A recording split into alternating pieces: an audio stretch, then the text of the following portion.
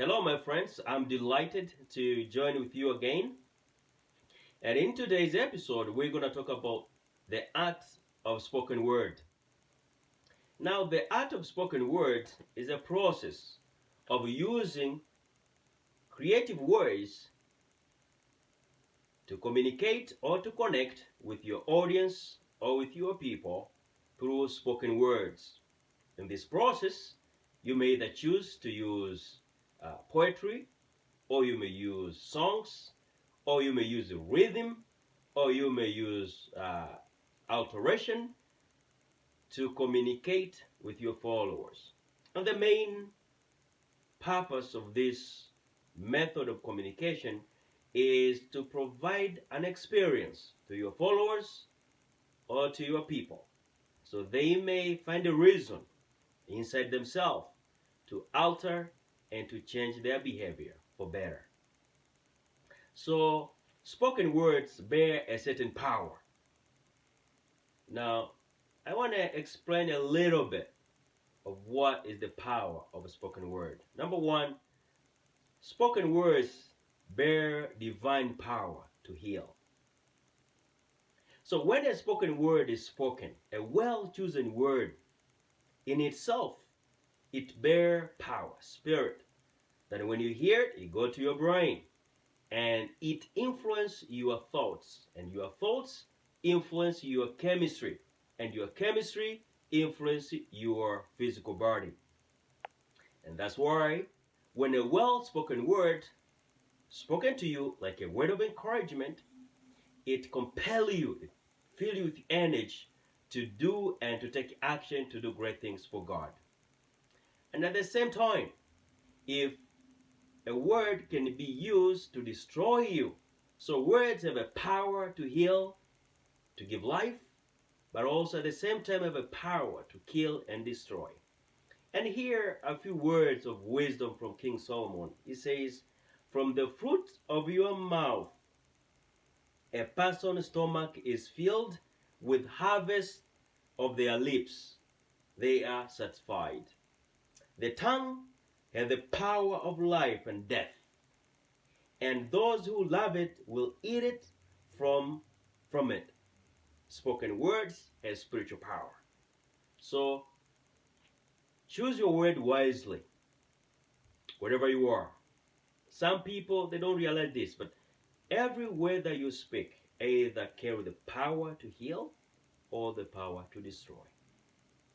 There's no like empty words, no matter what. The word may either carry the Spirit of God in it, or it may carry the spirit of the devil. So be careful, choose your words wisely. Speak the word of life. Number two, spoken words have the living power to transform coward individuals to warriors. So you can encourage fear people, coward, to take courageous actions to change their life or to inspire other people. Now, there's a good story in the book of Judges. The children of Israel were oppressed by the Midianites, the nation of Midianites, and they were afraid. They were hiding in caves, and they were under great operation of their enemies.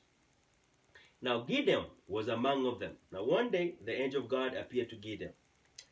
Then the angel of the Lord came and sat down under the oak in Ophrah that belonged to Joash the Abiezrite, where his son Gideon was threshing wheat in winepress to keep it from the Midianites. When the angel of the Lord appeared to Gideon, he said, "The Lord is with you, mighty warrior."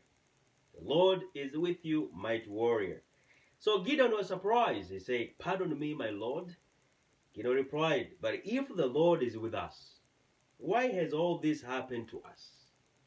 Where are all his wonders that our ancestors told us about when they said, 'Did not the Lord bring us out of Egypt?'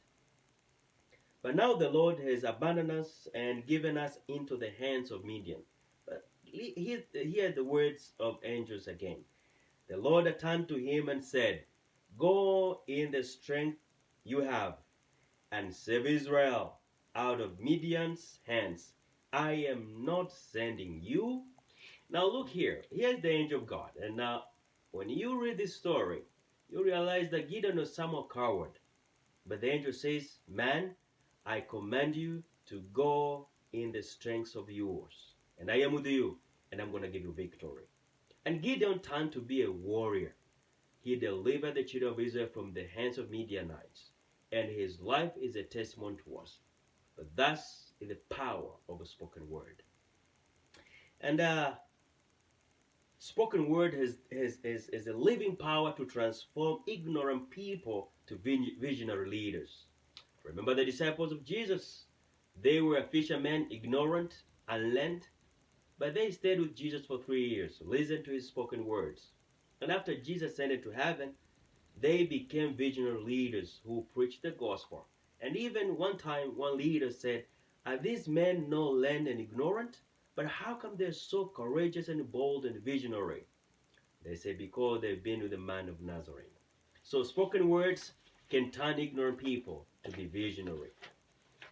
And also, we have to remember through history that leaders have used spoken words to change the life of people. Now, I want to give you some examples on some tips I've learned from great speakers. Number one, great speakers share their personal experience and connect to the larger story of their followers. Now, most of you, you are aware of President Barack Obama. Now, his 2004 Democratic National Gathering speech, it is considered to be a turning point for his presidency. And when he was giving his speech, this is what he did. He shares his experience, but he connected to the larger story of American dream. And here it says, my parents share not only an improbable love, they shared abiding faith in the possibility of these nations. They will give me an African name, Barack, or blessed, believing that in a torrent America, your name is not barrier to success. They imagined me going to the best schools in the land, even though they were not rich, because in generous America, you don't have to be rich to achieve your potential. Now look here how President, his experience of his parents, how he's connected with the American dream. And because of that, people, they connect with him, and the history speaks for itself. And number two, leaders use impactful stories to share their ideas. And many times, in many cases, leaders break down their main ideas into 3 sub-ideas. Now, here's an example of John F. Kennedy, one of the presidents of the United States, giving the speech, "We choose to go to the moon." He says, we meet at a college, noted for the knowledge, in a seat noted for progress, in a state noted for strength, and we stand in need of all these 3. Look how he connected it. We need knowledge, progress, and strength. And that's what they needed for the American people to engage in the project of sending man to the moon. And finally, when you are speaking with people using creative word, the art of spoken word, create hunger,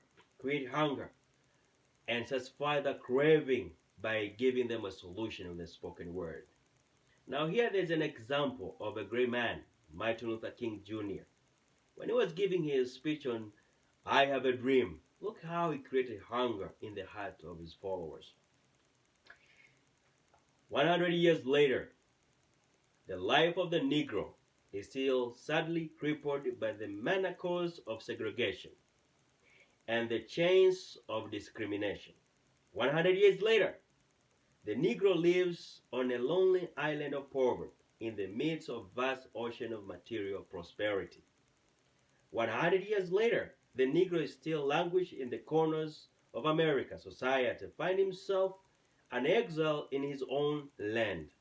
And so we're here come today to dramatize a shameful condition.